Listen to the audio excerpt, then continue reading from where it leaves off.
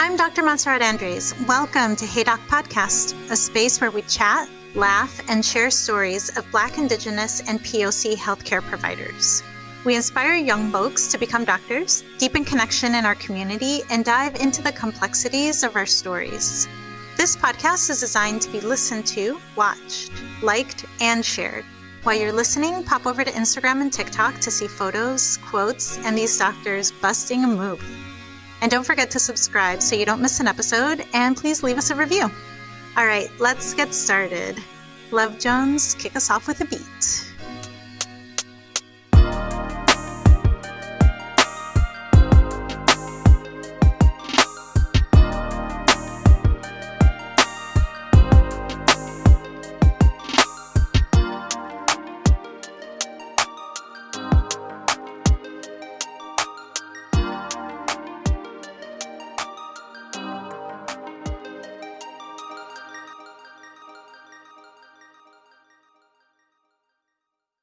Thanks for having me.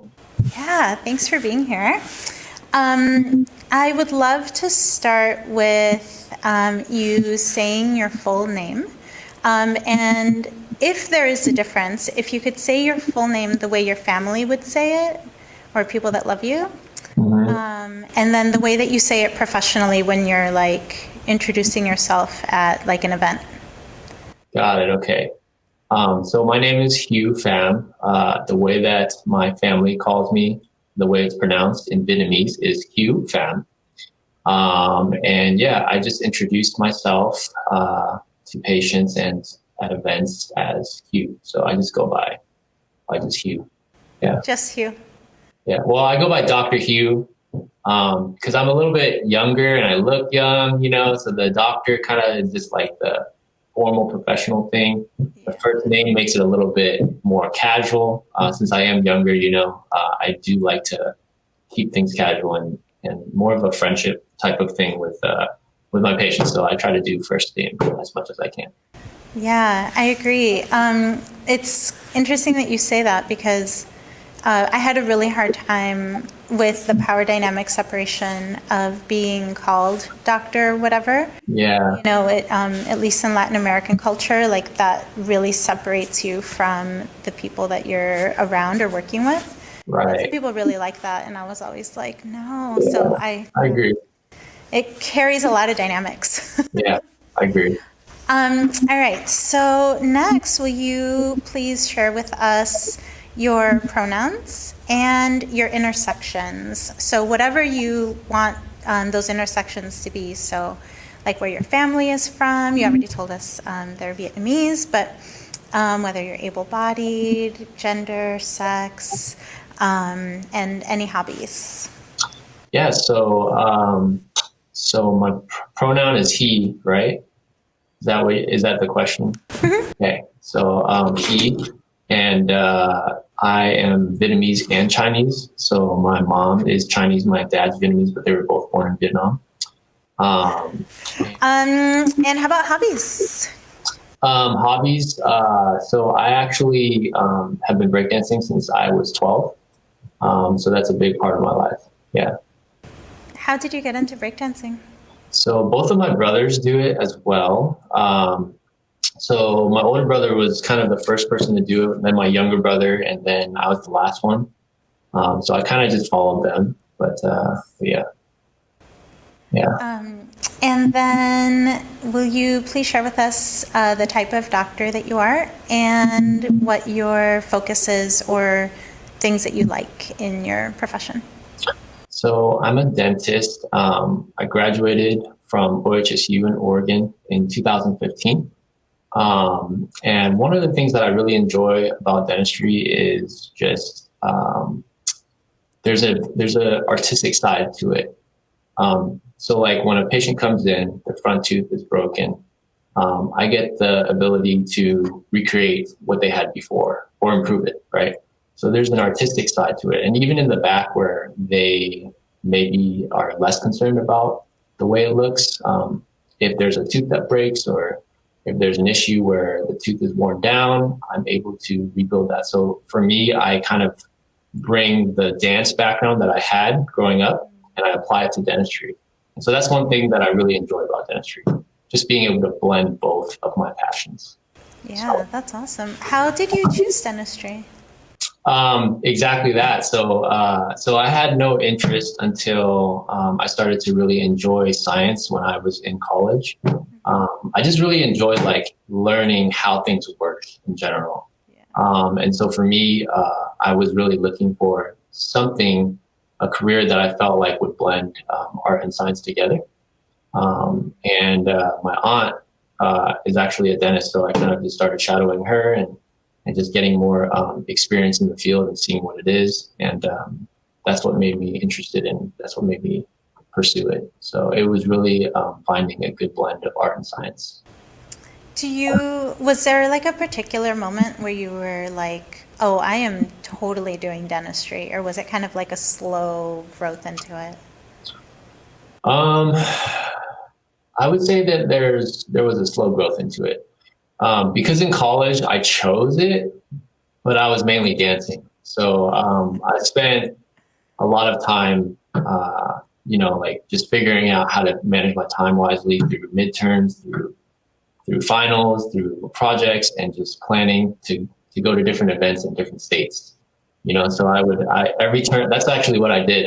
Every term, at Portland State, it was 10 weeks.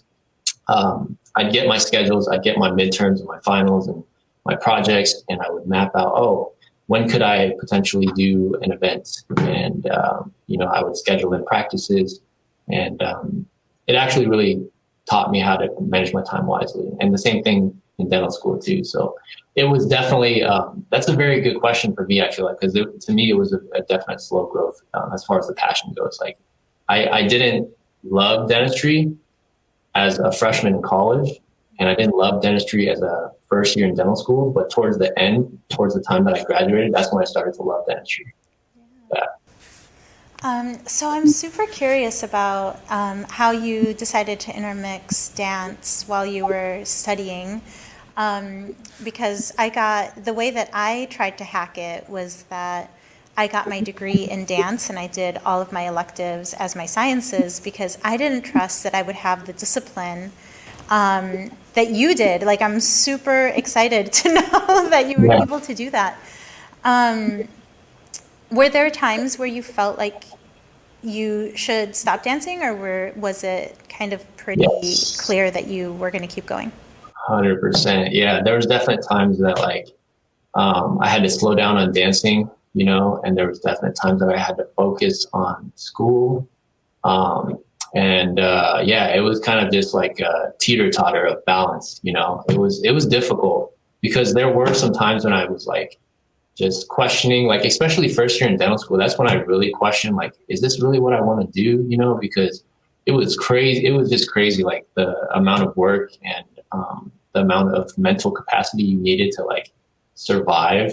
Just the difference. It was just like a shock, and throughout those years, I feel like I slowly started progressing in my dance, and it was kind of a hindrance as far as like having school to deal with, Yeah. Yeah, it was just like, man, what is this distraction that I'm putting myself through? Like, that's why I really like love dentistry yet. And so, yeah, it was difficult. But I tried my best to find balance, and it was definitely difficult. It was nice that I had a significant other throughout the whole process that, really, really just supported me in general. So yeah, I think it was just like not sleeping. Like it was not sleeping, and it was just like trying to lots of time in the library, like hyper focused in the library. Because the other thing is, I'm not like when I went to dental school, I wasn't like the smartest person. Like I wasn't the smartest person, but I was the hardest working person. Yes. So like in college, I was able to like read through the textbooks. But in dental school, that was a lot harder. And so it was a struggle. It was definitely a huge struggle for me. But like, I think, and I'm sure you can agree with this, I think just coming from like a multicultural background where your family, had to work hard, I think that really like, that left like a long lasting impression on me. And so it made me just like work harder, I definitely worked very hard because I wasn't the smartest person in class. I was never the smartest person in class.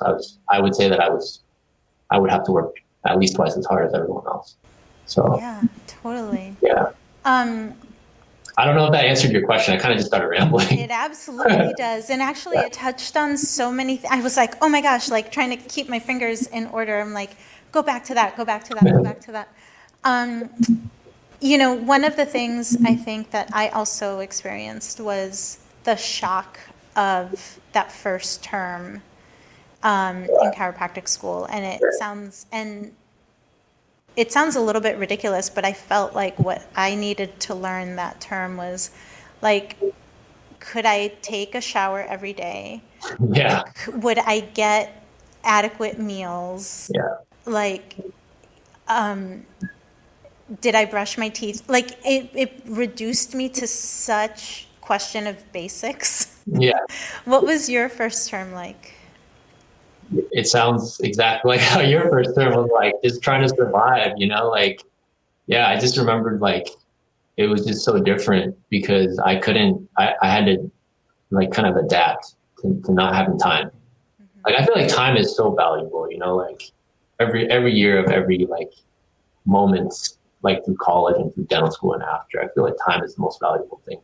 Yeah. And it's hard because that first year, in your professional school, it's just a shock of you just don't have time anymore, and like, I think that's what makes it so rewarding to be able to get through it because, like I said, like if you're like the smartest person in class, you can just listen, boom, you just absorb it. I wasn't like that at all. I couldn't absorb anything. Like it was, I had to work at least twice as hard, and just trying to juggle dance. And I think every time, that's the thing, like every time you kind of go through a life change, dance becomes less of a priority because it has to, but then you start to appreciate dance more, I think just every time I go through a life change, I feel like I appreciate dance more, and I may be dancing less, but the time is just more precious.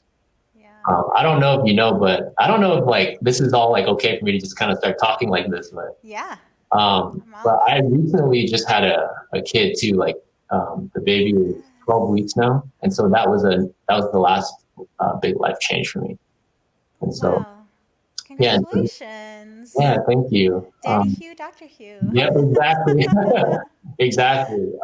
So that was the latest life change for me. And I think just everything that I've gone through, I think it just helps me kind of like balance, and like time management is always like so important. I think no matter what you do, whether it's dance or whether it's, I don't know, whatever hobby you have, right? But I think it's also important to have that hobby as well. So yeah, what I hear a lot from what you're saying is like how much one informs the other, and I completely agree. I think. Did you ever feel like when you were in school, were they two separate parts of your identity, or did you share it freely when you were in school that you were also dancing?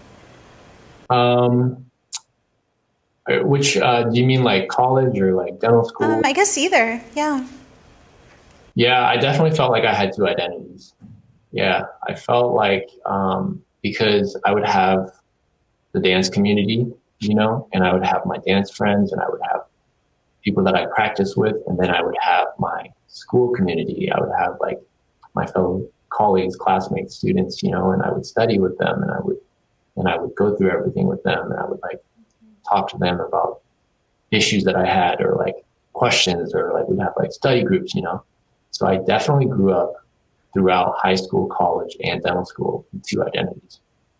And I think it wasn't really until I think that led to me just blending both after. I think that's why I kind of felt like, it was nice for me to be able to blend both after dental school, because after dental school I was working at multiple jobs. I was working in a corporate job. I was working at an emergency place.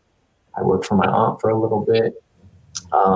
And I just wanted to get more, like, I didn't want to just like clock in, you know? Yeah. That's why I really appreciate what you're doing right now. And like everything you told me about how you wanted to go into schools. And because I think it's just so important to be passionate about what you do, and like for it to translate to like outside of just seeing your patients. Yeah. So for me, it was doing the startup. So I designed the floor plan. My wife picked out all the finishes, and we kind of like designed the patient experience. And for me, that was like the blank canvas. You know, it was the blank canvas for us to just create a new patient dental experience. Yeah. When you think about that, what does that mean for you? Like, what changes have you made to create a new experience for people? Well, the one common denominator for every single patient is they hate. Well, I don't know if everyone hates going to the dentist, but it's definitely not everyone's favorite thing. You know. I love going to the dentist. Yeah, that's why I was like, your mom's a dental hygienist. I'm sure you love going to the dentist. So there are people. Maybe that's not the right thing to say. I think the right thing to say is there's a lot of people that have dental anxiety for good reason, right? And so some things that we do is we try to make it feel like you're not at a dental office. There's a TV on the ceiling. There's heat massage dental chairs. We were doing blankets for a little bit too. We're not really doing that anymore because of COVID. But just making it feel like you're not at the dental office, and just doing things where it's like full transparency when you need something. So like I take pictures of issues, I spend time like going over like, oh, this is the reason, this is what I'm seeing, and then just breaking things down into, level of urgency as well when I see something that's an issue, and letting them decide. Just different, like just from A to Z, like thoroughly thought out. To me, that was kind of like a blend of art and my profession as well, just being able to do that. So it's been a lot of work, but I've definitely enjoyed it. Yeah. Yeah.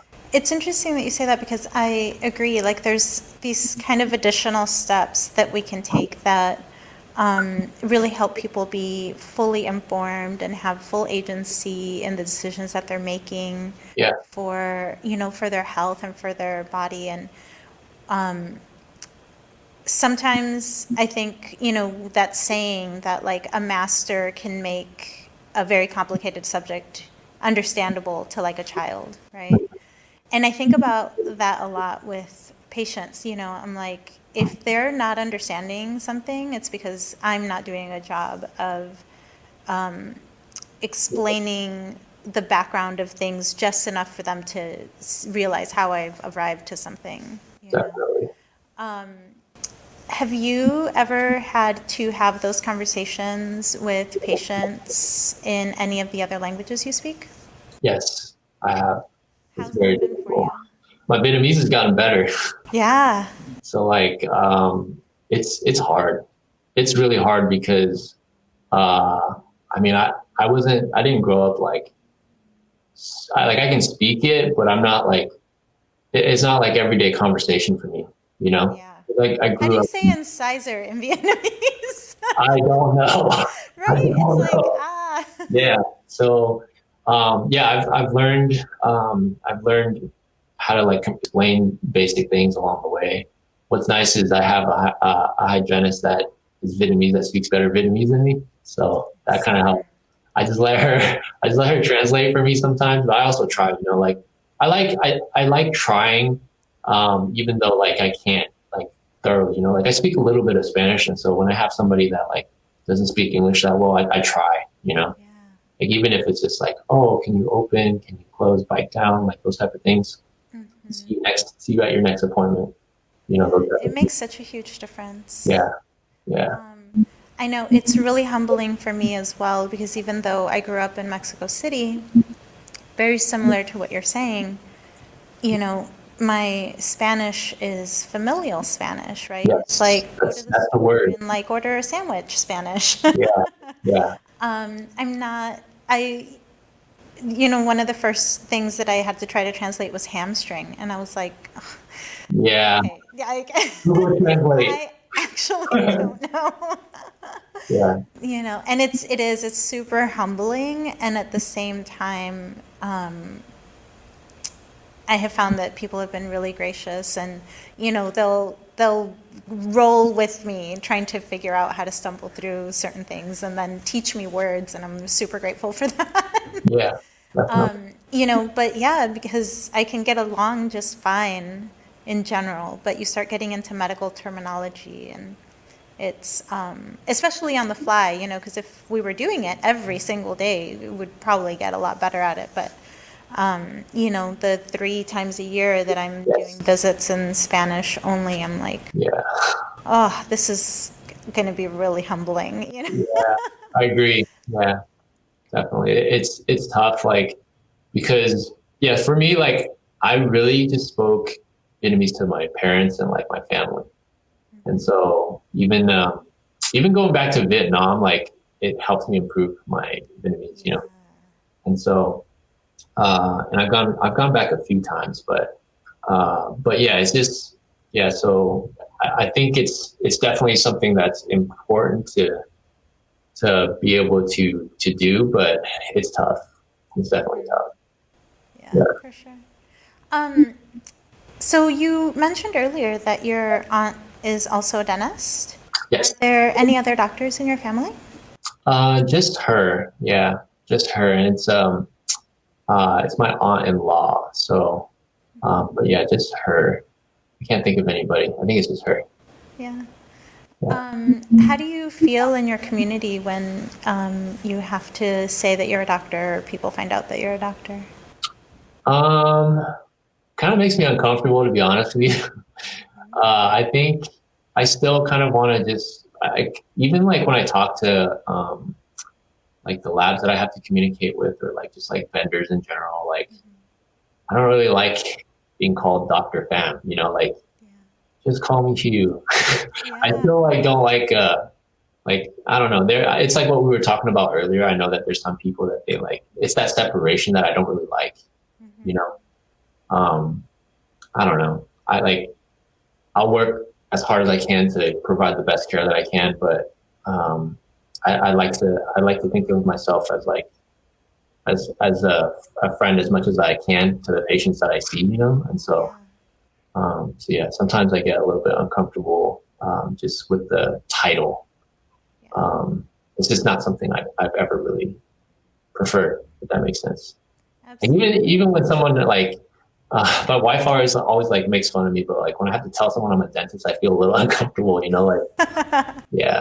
So Yeah. What do you think, or where do you think that discomfort comes from? um, I don't know. That's a good question. Yeah. Do you feel the same way, or is it just me? No, Maybe yeah, it's me. our maybe it's our background, Yeah, And it just could be. talking to you, I feel like maybe we just are just humbling people. I don't know. Like I don't know. Like I want to help people, but I also don't want to like have this title. Yeah, I feel the same way. I want all the knowledge Yeah, that comes with it. Like, I'm definitely. very proud of, like, exactly what you said, like endless hours of poring over books and like notes and lectures, and I expect a lot out of the care that I provide my patients. Yeah. I feel like I'm honored by their trust, and putting the trust of your being and to work with somebody, like, I that's a huge honor, and I really take that very seriously. And so all the things that make someone a doctor and make someone a good doctor, in my opinion, are there. And then the part that I don't like is the hierarchy and the power dynamics that it brings with Mm-hmm. people. And so I've tried to figure out like different ways of separating that, but at the same time, I think part of the reason we're uncomfortable is because it's not as normalized that dancers that have really highly artistic sides are able to also be great doctors, like we don't see a lot of examples of it, which is why you're here. Yeah.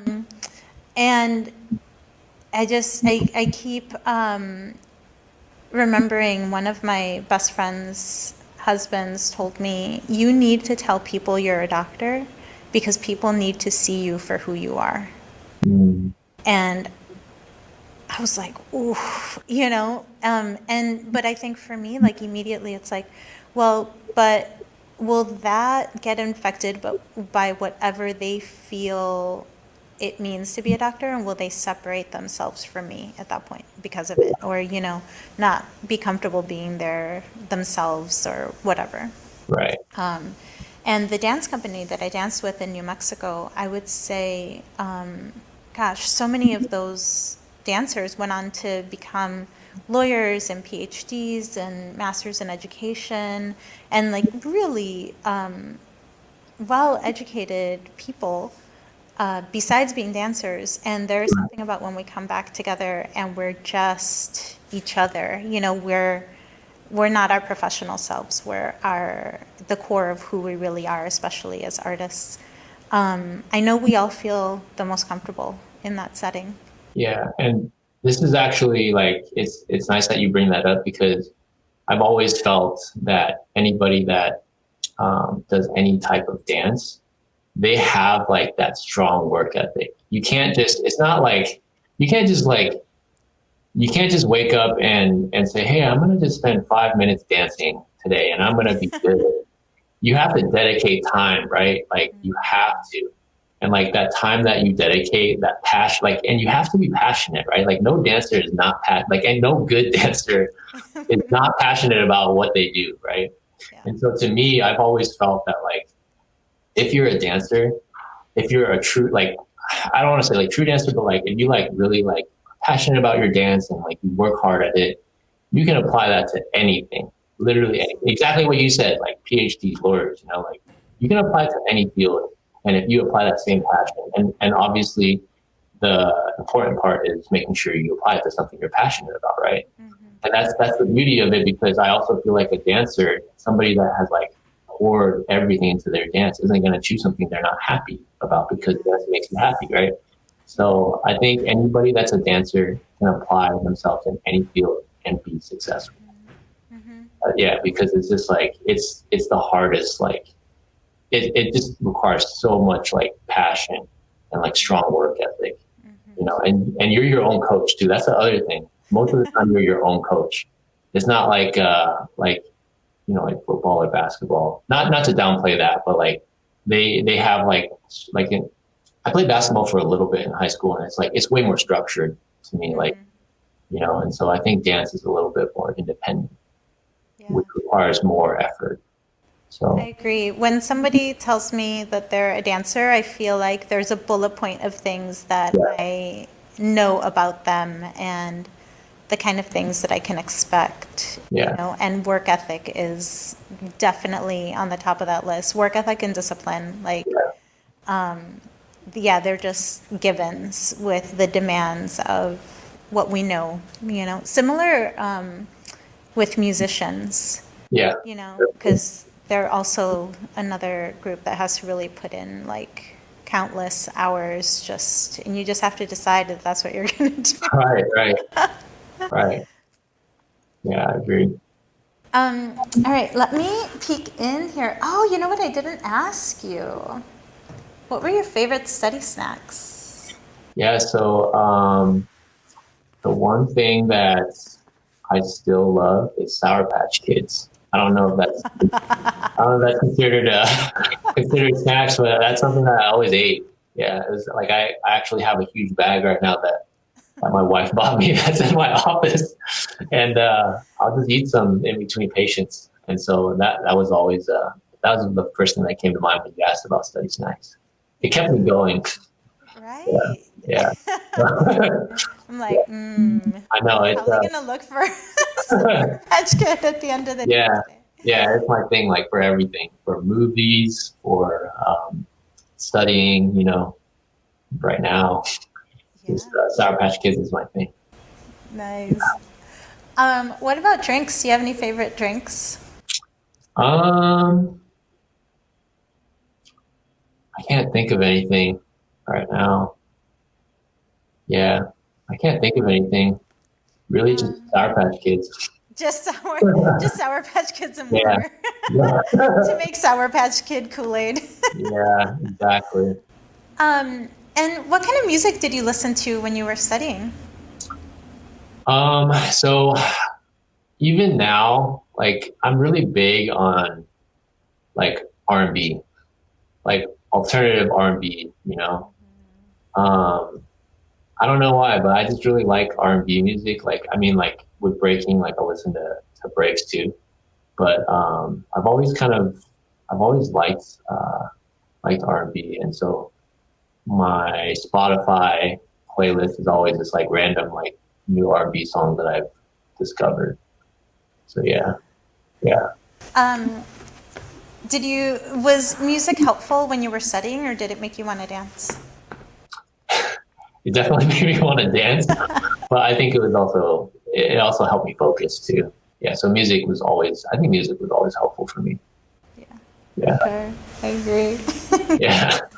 All right, let's see.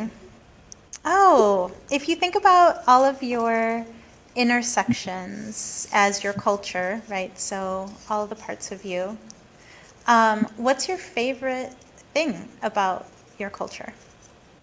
Can you elaborate a little bit more? Yeah. So, like, if you think of either you being Vietnamese Chinese, or if you think of yourself in terms of you as a dancer or you as a dentist, like all the little bits that make you you, are there any things about any of those cultures that you prefer or that you really like? Um, I think I like them all equal. Yeah, if that's an okay answer, because Yeah. I think everything you mentioned kind of makes me who I am, Yeah. you know.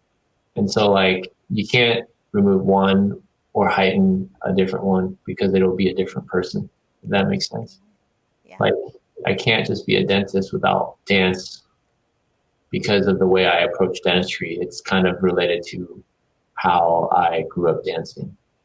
And I can't have dance or dentistry without the way I was raised with, you know, the culture that I was raised in and just the belief and like the ethics system and all of that. I feel like all of it is intertwined and all of it is equally as important. Yeah. Yeah. Did you have any instructors that shared any of your identities? Like, did any of your instructors dance? No, no. I actually met one dentist that also dances breaks from the UK. What? Yeah, he's from the UK. Oh my And gosh, so of course it's got to be like way on the other side. yeah, and yeah, so I've talked to him a little bit, but yeah, I think he also kind of approaches it from like an artistic side of things. I think he does a lot of like cosmetic work, you know, and I think also like dance is a pretty big part of his life. Like before COVID hit, I think he was actually like breaking more than how much I am right now. He was traveling and doing big competitions in Europe. So yeah, That's awesome. yeah. Um, if it hadn't been for COVID, would you have tried to arrange meeting? There was kind of a time when I was talking to him about like maybe taking like a continuing education course over there or something. You know, he like teaches too, so Oh, he great. teaches like courses, and he dances and he works as a dentist as well. But and then there was also like a point in time when I had a friend that was in the UK that was trying to set up like an exhibition battle between me and him. So I don't know how serious it was, but it was definitely like something that was talked about. Yeah. But yeah, I've thought about it, but it never really happened. Yeah, I've never been to Europe, so Oh, yeah, yeah. yeah, That would be a great trip. yeah. He's been to the U.S. a couple times for some bigger competitions, so I guess I could have like met him there. Yeah. Um, but yeah, it never happened. All And now I'm right. too busy I'll to keep do my that. fingers crossed on that one for you. Yeah, yeah. I recently, like last week, found out that there is a sports chiropractic dancer up in Toronto. Who's Oh, also a woman of color and has cool. been like really turned on to her social justice and activism work. So she started a BIPOC dance medicine directory, and so somebody recommended me for it. So that's how we met. But when I looked up her bio, I was like, oh my gosh. And it's funny because I got excited about seeing her bio the way that I had kind of envisioned or hoped that people would tune into this podcast and like see their identities reflected, Yeah, and just get super jazzed about that. So I looked and I was like, oh my gosh, she's a woman of color. Oh my gosh, she does dance medicine. She's a chiropractor, and it was hilarious. I was sitting there and I was like, all right, that is what it feels like when you find somebody that you're like, we share so much, and it feels like there aren't that many of you out there. But even if it's one, and even if it's in another country, like, I don't care. It makes me feel like fortified to know that she's right. in the world. Definitely. Yeah, I agree. Did any of your professors, were any of them Vietnamese Chinese? Um, I don't think so. Now that I think about it, yeah, in dental school, I don't think there was any that was Chinese. Maybe Chinese. I think there's maybe a few that were Chinese, but I don't think there was any Vietnamese. How Yeah, about in your class? there were some Vietnamese and Chinese. Yeah, That's for cool. sure. Yeah. One of the things that I was telling you about putting this podcast together is that I really just feel like an urgency to try to get more of our young folks to become doctors. And for all the reasons that you mentioned, for all the reasons that how we spread out into the community and the people we can serve. Right. And I'm curious, like, if you have any ideas of ways that we could do that, or what would have to happen for these numbers to change? I feel like one thing that you had mentioned when we first met was going into the schools, and just like meeting people and introducing yourself to people. I think that's definitely like just like awareness, like just like spreading awareness in general, like having a podcast, having both interviews like this in like podcast form and video form. Yeah. And obviously kids aren't in school right now, but that was a great idea to me, because when I was because I was throwing events, dance events pretty regularly, like every 3 months, a few years, like in dental school. And one thing that I did was I held free dance workshops at high schools. And I went to multiple high schools to promote the events, but also to just do free dance workshops. And I feel like that increased the amount of people that danced, and it kind of increased the dance community in general. And it helped to build up the breaking community at the time in Portland, Yeah. But so that's something that I think you're kind of on the right track with your thinking. I think that's really how you spread. It's about spreading awareness. It's about being in front of people, right? Because if they don't know about you, then how will it happen, right? That's how I feel. So I think that, to me, like, I think that was like a great idea. It's just COVID happened, and now kids are in school. I Yeah, know, I was so close. yeah, yeah. But then now you're doing this podcast, and I think podcasts are definitely on the rise, and I've never heard this. This sounds like a one of a kind type of podcast. So yeah. Yeah, I'm hoping so. And I know I was really excited, anytime that I kind of go through the list and see people, and I'm like, oh my gosh, I super want to talk to this person and see what's going on in their life, and what their experience has been. And I am hopeful that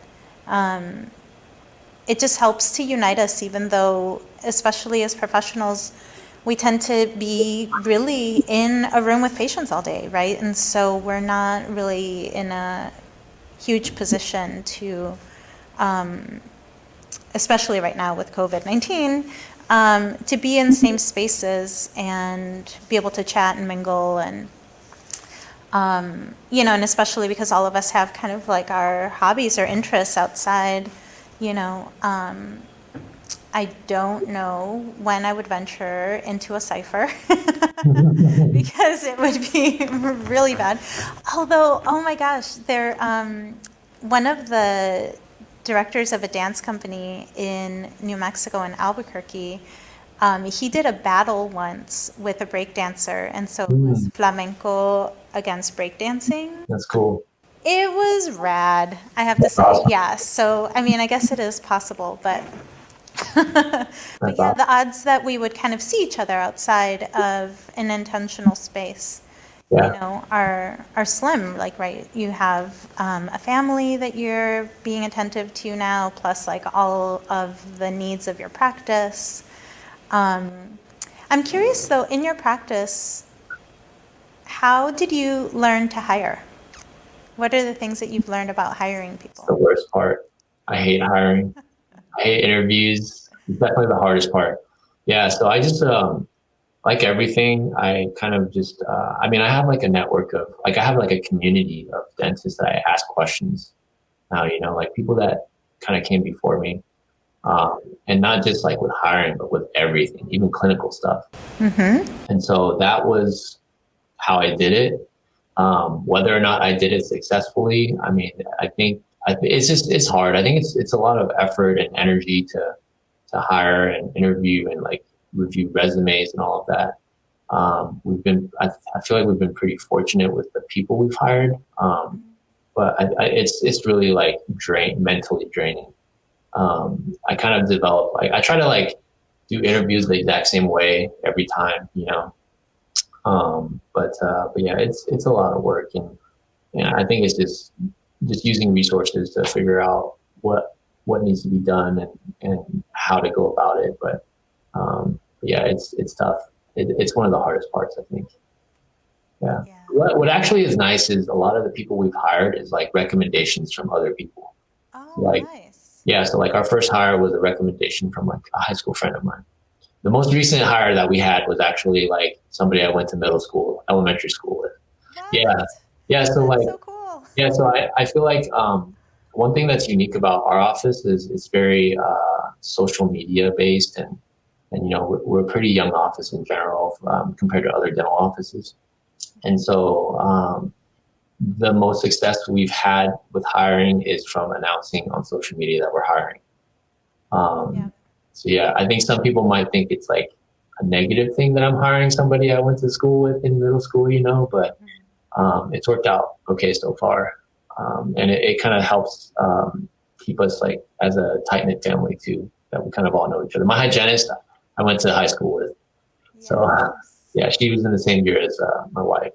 So wow, that is really pretty cool, actually. Yeah. I mean, when I was in school, I remember feeling really sometimes bad for the other students that were in my class that were from Portland, because they were still expected to be studying their brains out and go to like the niece's birthday party. And, and it was like a huge exam, and it was like the week after Mother's Day.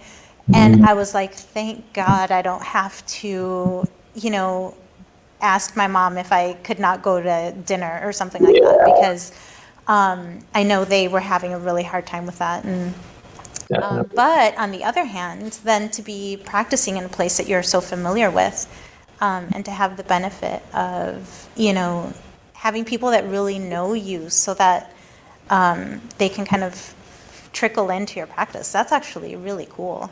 Yeah, I actually think it's actually been really awesome because a lot of the patients, I wouldn't say a lot, but like a good amount of the patients that we see, especially in the beginning, it really helped when we first opened. Mm-hmm. But I have some patients that like I haven't seen since middle school, and they're like, hey, you're a dentist now, I'll come to you. Yeah, so that's what's kind of cool about it. Like, there's just some people that like I just reconnected with because they needed a dentist, Mm-hmm. And I do see quite a bit of dancers as well, and so it's kind of nice to like, just because I'm not I'm not as active as I used to be, it's kind of nice to just be able to catch up with people and see how they're doing, see how like things are going, but yeah, I do want to change that though. I do want to start dancing again. So Yeah, we have to get you dancing. We have to call up who are the people that you like to dance with here in Portland? well, I have a crew that I grew up dancing with, Moon Patrol crew. Uh, so it's actually my brothers and some other guys that I grew up with. So I definitely would say that it would be them that I would dance with the most and enjoy dancing with the most. And yeah, for sure. Do you know other b-boys, b-girls in Portland? Um, really, the dancers that I know are b-boys, b-girls that are in kind of performance companies. So Okay. I wouldn't say that I'm like great friends with them, but just like that I have been around and have an awareness of like Decimus and Oh, Malik and people that are also doing kind of staged work. got it. Is kind of what I'm more familiar with Hmm. in terms of breaking. Yeah. Yeah. But I've always thought it would be so fun to have kind of like a dance exchange. Yeah, for Just sure. share, be like, okay, these are the basics for like this style. Yeah. Because we bring whatever stylistic technique we have learned from a particular thing, but if you're a mover, you're a mover. You can kind of figure most things out, unless Right. you have me balancing on my big toe, I may not be able to do that. You can do it. You definitely can do it. Yeah, Yeah. I'll have to do some stretches. But you were mentioning earlier about people that you contact and call when you need some help. Do you feel like you have an official mentor, or have you tried to gain one? Um, I would say that I have many official mentors. I think it's also from having a dance background where it's kind of like what you said, right? Like you mentioned like Cypher, you mentioned exchanges, and you kind of mentioned just like teaching others and learning from others. I kind of have always had that mindset. And so it never really left me.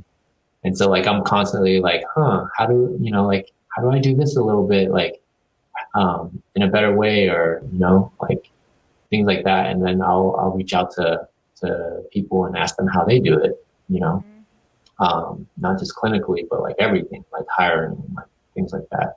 So I kind of have always had that mindset. And I think it's just from like being in a dance background, I've always just kind of been humble about like, I never am just like, I can do this by myself. It's never like that. That's not the culture that dance is, right? Right. Like, it's about exchanges. And so I think I've just continued that without even thinking about it. I've never really said it out loud, but I feel like maybe that's the reason why I have so many people I reach out to, probably more than the normal dentists, Yeah. So. That's really cool. And it sounds like you were pretty supported by your community and your family to become a dentist. Was there ever a time where you felt like you weren't? Um, well, I think thinking about my family, I know that like when we were younger, my dad wasn't very supportive of dance, but once he saw that we were all kind of using it and kind of going on a path where it was something that would benefit the community in one way or another, and just saw like our passion and like whatever we put into. I think he kind of started to lighten up and start to approve. What's funny is my dad. I mean, he's a social worker, but he actually is a musician. And in Vietnam, he was a big musician. And when he came over to the States, he did quite a bit of weddings when I grew up. Like he taught music lessons out of our house. We always had like 20 students, like every Saturday morning after work. He'd get off at 4:30, and he would be teaching. And then he's also a janitor too. My parents were janitors, and so like would work his social work job, and he would teach music, and then he would also play gigs, like lots of weddings, sometimes like casinos. He had his own band, Wow, what Yeah. instruments does he play? So his main instrument is piano, but he plays like everything. He teaches everything. It's a big part of his life, and so I always kind of like thought it was interesting that he hated the fact that we danced because it kind of was like a translation of him, like we learned it from him. So I thought that was kind of interesting, but I think as we grew older, he started to realize that it was his fault that we enjoyed dancing, and so he lightened up on it. Yeah. You were like, I blame you, Dad. Exactly. Yeah. Yeah. So because of that, was there a lot of variety in the kind of music that was in your house? Yeah, I would say so. I kind of grew up like listening to everything. I kind of appreciate anything that I can dance to. I just, again, going back to you mentioning the exchanges, like I really appreciate like different dances in general. It's just, yeah, it's nice. I think just like being able to experience other cultures and experience other dance styles. And, it's, I actually do wish that I like learned more different types of dances. But yeah, I think in general, like we've always had like we've been exposed to different types of music for sure. Like, cause he taught us like classical music, you know? The good foundations. Yeah. Yeah. So yeah, I think we grew up being exposed to different types of music. Do you play any instruments? Yeah, I do. What Yes. I grew up playing the piano, guitar, and I also learned how to play like the trumpet for a little bit, the violin. I can't really play the violin anymore, but yeah, I think the main ones is the piano and the guitar. Yeah. So fun. Yeah. I tried, I've been trying to learn how to play guitar. Yeah. And specifically flamenco guitar. Nice. So that there's kind of these like shorter songs that are kind of more like party songs that you can do like small, like anywhere from 1.5 to 3 minute dances. Mm-hmm. And so those are the types of songs that like play all night and everybody knows them and everybody dances to them and super fun. And so I thought, well, we're in quarantine. I'm not going to be in the dance studio. I may as well still be working on my art form, but from this other perspective. And I have to say that learning or trying the beginning, right, of learning how to play guitar really changed my dancing a lot. Yeah.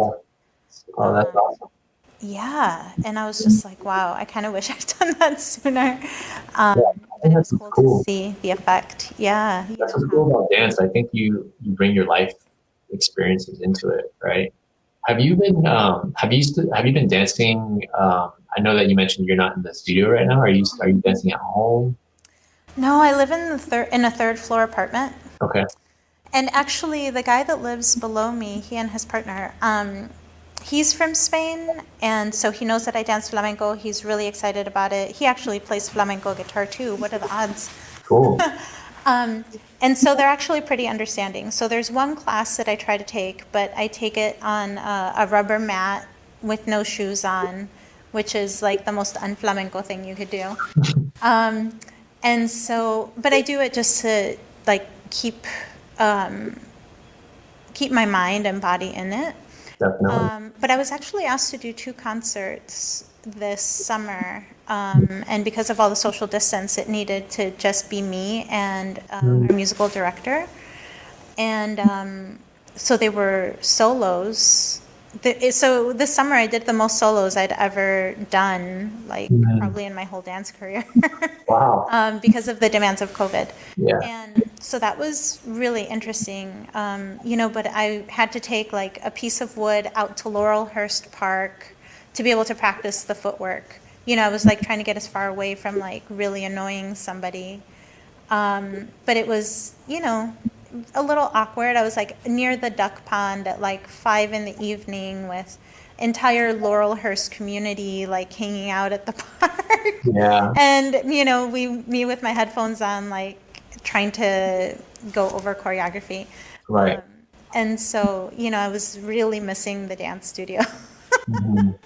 where you're just like a little bit more private, Yeah, making all of your mistakes in private. definitely. But, but in general, I think kind of similar to you, like dance is just part of who I am. Like I dance my way up the stairs, I dance my way through the grocery store. Yeah. It just is really, truly just a part of how I express myself. It's a different bit of communication, you know. And so even though it feels like physically far from me studio-wise, like it doesn't give me any fears of losing track of it. Yeah. Because it's just so truly a part of who I am. Like it's not kind of like an aside. It's like a barnacle. It's like permanently affixed, So yeah, but it's been really hard Yeah, to definitely. change so many things about our lives during this time. Yeah, it's like I was just talking to someone else about it the other day. It's like we're forced to limit like the best part of life. You know what I mean? Like human interaction and like things that like restaurants, like food, like things that like make life great, you know? Yeah. And it's like that's the stuff that's affected. Like now we can only, you know, do stuff like online and like through like a screen, and it's tough. Yeah. Yeah. I It's, know. I actually had a patient tell me that they were so excited to see like our appointment on the calendar because it meant that they were going to get out of the house and like yeah. actually interact Right. with somebody. Yeah. And also something another patient said was like, they live alone and they don't have a pet. And they were like, "You're the only person that's touched me since March." Mm, And I was just like, you know, so grateful for the mindfulness that I've learned around touch and the people that have really impressed on me, like how valuable, like positive touch with like kind regard, like all the things that you're transmitting through that. yeah. And when they told me that, I was just like, the meaning of it in terms of us offering care and being present with our patients and, and in this case, like touching them for treatment and things like that. I was like, sometimes we don't even fully appreciate like all the ways that what we do is meaningful to folks, you know? Definitely. So yeah, it left me feeling all kinds of things. I was just like, gosh, Yeah. like so wonderful that she has a place to come, and then also like this is unprecedented. We've all like, or not. That's a big assumption, but there's the studies about the preemies that don't get touched die because touch is so essential for our nervous system, and as adults we're in a better situation for that, but it's still such a big deal Right. to be so separate from folks. Yeah. Yeah. Definitely. But I have high hopes, fingers crossed. I talked to my great aunt the other day. She lives Yeah. in San Francisco. Uh-huh. And I was like, Thea is what we call our aunts. I was like, did you ever think something like this would happen in your lifetime? And she was like, honey, no, and I've been through a lot. And I was just like, yeah, this is definitely 2020 is going to go down in history for a while as like Yeah. probably one of the most bizarre years. Definitely. And I hope COVID gets better sooner than later. Yeah. I hope things get better sooner than later. Yeah, I can't. I'm definitely rooting for all of our scientists and wellness and healthcare providers and scientists developers of vaccines. Like, I'm rooting for them right now. You know, I'm like, come on, show us what you got. Yeah, definitely. Like, let them loose, you know? They've been preparing for this their whole life. Like, Right. let 'em go. Exactly. The most important year for them to figure everything out. So Yeah, absolutely. yeah, All right. You ready to do a little rapid fire round? sure. Okay. Yeah. What would you still like to learn in life? A lot of stuff, everything, a lot. I don't know. I can't think of anything specific, but I feel like there's so much in life to learn still. Yeah. I don't know if The that counts as mindset of anything. always a student. Yes. Yes, I agree.